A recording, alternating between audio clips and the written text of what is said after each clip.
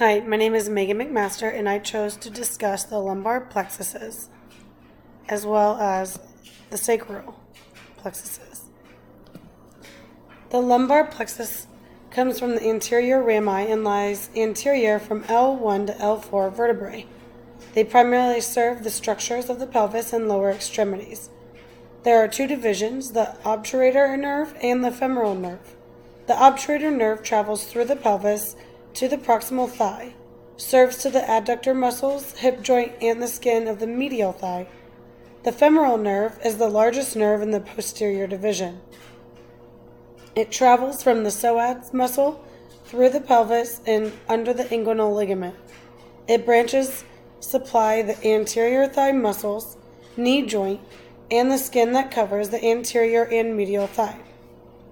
As for the sacral plexuses goes,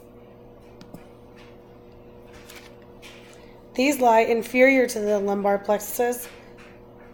They form from anterior rami L4 to S4 and innervate structures of our pelvis, gluteal region, and a lot of our lower extremity. Sacral plexuses divide into anterior and posterior divisions called the sciatic nerve, which is the largest of the group and also the largest and the longest of our entire body.